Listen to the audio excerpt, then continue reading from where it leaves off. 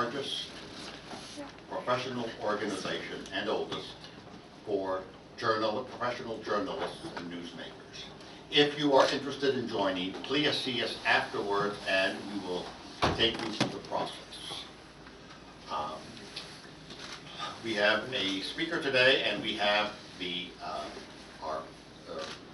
National Press Club has its own American Legion post. The head of that American Legion post is Mr. Ken Galecki.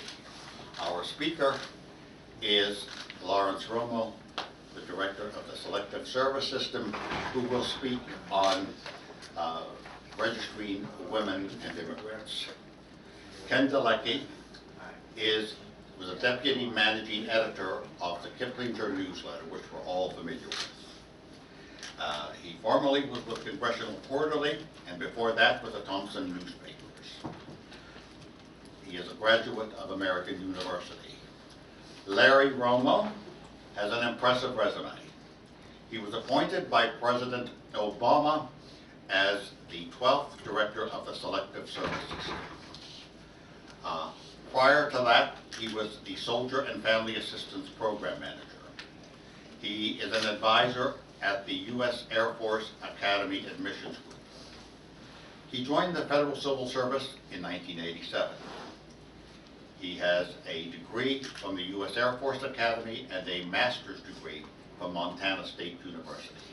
With that, I've spoken long enough. Mr. Romo, thank you.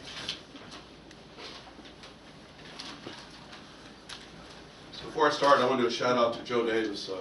Joe Davis represents the Veterans of Foreign War, and it's important that we support our military veterans and family members, and I salute your organization and the other veteran service organizations that they do for our military veterans and families. And also, I brought out Ms. Laura Chavez, one of our employees that worked with us since April. She's a Marine Corps veteran. Laura, you can stand up a second. She's a Marine Corps veteran, and she served 6 years honorably, and she started working for us in Selective Service. And what's good about her, she gave me permission to say this, she was undocumented when she came to this country. Then she became a citizen through a program. Her mom's Bolivian, her dad is El Salvadorian, and I guess with the problems they had in El Salvador, they had a program. And then she joined the military in 2005, became a United States citizen through another program. She didn't have to wait the 5 years, they don't have to wait. And I wanted to bring her up because she puts a face to women serving in the military, but also a face to immigrants. So thank you, Michelle, for coming. And I want to thank you all for coming today, because it's important that we get the message out about Selective Service and things that are happening in Selective Service. And also a shout out to the journalism people in California, because it's important to be fair and objective and to get the word out. And I don't know, I'm going to show my age here. I don't know if y'all saw Dragnet. Joe Friday, he was partner in Los Angeles. He used to tell people just the facts, man. So that's what's important, to get the facts out. So let's go ahead and start here. As you know, my name is Lawrence Romo. I have been serving as the 12th director of the Selective Service System for over 6 years. My wholehearted thanks to the National Press Club and the American Legion for inviting me to speak today about the United States Selective Service System, and specifically about the possibility of registering women, the registration requirement for immigrants, and the importance of our 11,000 board member positions in all our states and territories. I will be happy to answer questions after my short presentation.